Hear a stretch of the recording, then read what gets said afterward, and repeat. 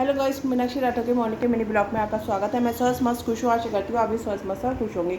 जैसे कि आप लोग ये जानते हैं कि मेरा मॉर्निंग का ब्लॉग होता है गणेश पुराण का, तो आज भी मैं एक नई कथा के साथ आपके सुनाने जा रही हूँ। गणेश पुराण की देवताओं द्वारा गणेश पूजा का वर्णन सुनिए। ओम गणपते नमः, ओम गणेशाय नमः, मंगल मूर्ति नमो नमः।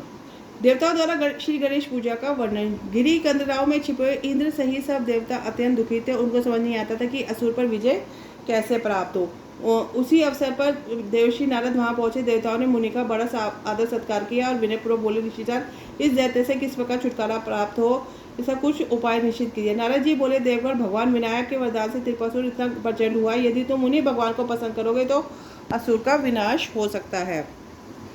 यह कहकर नारद जी चले गए। देवताओं ने गणेश जी की आराधना आरंभ करी। उनकी मूर्ति का घोड़ोपचार शोभनार पूजन किया, जिससे प्रसन्न होकर वरदराज गणेश जी प्रकट हो गए। उनको सामने देखकर देवगण गदगद कंठ से प्रार्थना करने लगे। नमो नमस्ते परमात्म रूप, नमो नमस्ते खिलकारणाय, नमो नमस्ते खिलकारकाय, सवेंद्र न्याय धिवासिने अपि, नमो नमो भक्त मनोरथ नमो नमो विश्व विधान दक्ष, नमो नमो दैत्य विनाश हेतु, नमो नमो संकट नाशकाय।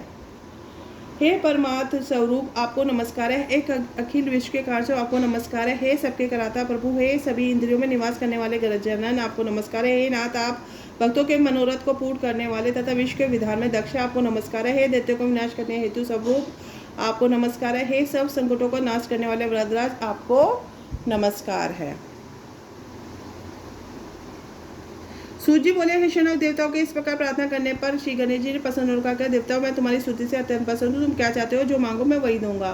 देवताओं ने हाथ जोड़कर निवेदन किया कि वरदराज प्रभु, इसमें संदेह नहीं है कि आप सब कुछ दे सकते हो, परंतु शंका ये है कि आपके वर की प्रचन्नता को प्राप्त हुए त्रिपुरासुर का दमन अब किस प्रकार हो सकता है, क्योंकि आप अपने ही वचन को मिथ्या कैसे करेंगे। गणेश जी ने कहा, मैं तुम सबकी रक्षा करूंगा, त्रिपुरासुर तुम्हारा कुछ नहीं बिगाड़ सकता। देवगण बोले, हे प्रभु, हम उसी के भय से मारे मारे फिर रहे, हमारा राज्य छिन गया है, यज्ञादि न होने के कारण आजीविका नष्ट हो गई है। इस गिरी कंदरा में भूखे प्यासे रहते हुए हम अत्यंत शीलबल और हीन कार्य हो गए हैं। यहाँ भी हमें उस दुर्दान दैत्य का भय सदा लगा रहता है। गणान्य संतापदादी, यह सब समय का प्रभाव है। देवताओं, जब तुम्हारा ऐश्वर्यशाली समय चला गया, तब यह संकट काल भी चला जाएगा। देखो, काल चक्र कभी रुकता नहीं है, वह सदैव घूमता रहता है।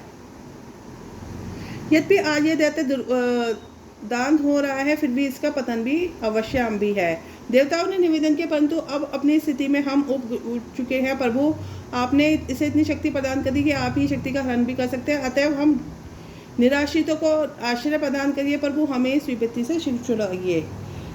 दीनबंधु, यह कहकर देवगण उनके समक्ष दीन भाव से नतमस्तक हो गए। गणेश जी ने उनकी विपत्ति का अनुमान लगाया और बोले, देवगण, मेरा पूजन करते रहो, भक्ति भाव से की गई मेरी उपासना कभी विफल नहीं होती।